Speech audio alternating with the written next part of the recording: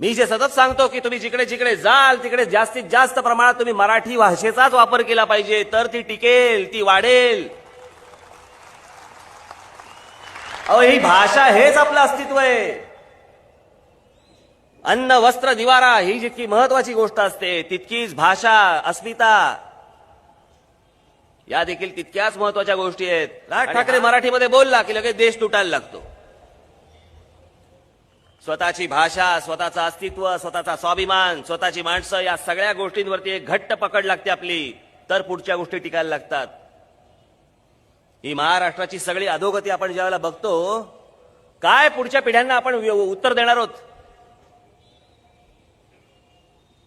भविष्यातल्या येणाऱ्या महाराष्ट्रातल्या पिढ्यांना काय सांगणार आहोत आम्ही? आमचीच भाषा आम्ही गमावली. ज्या भाषेवरती आमच्या ज्ञानेश्वरांपासून कुसुमाग्रजांपर्यंत अनेक कवींनी, अनेक साहित्यिकांनी जे संस्कार केले, जी मोठी केली भाषा, तीच भाषा आम्ही इतरांना काहीतरी समजावं म्हणून आम्हीच सोडून दिली, आम्हीच घालून बसलो ती भाषा.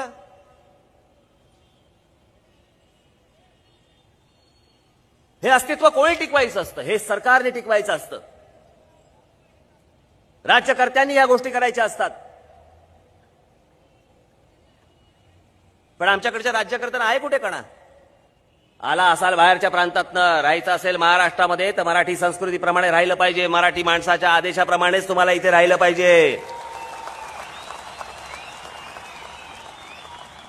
तुम्ही कुठून तरी यायचं आणि आम्हाला नाही सांगायचं इकडे 2-2, 3-3 हजार मैलावर नाही इकडे येऊन दादागिरीची भाषा नाही करायची. मी माझ्या त्याशीच्या मुलाखतीत सांगितलं, ते जर परत तसे वागले, राज ठाकरे परत तसाच वागेल.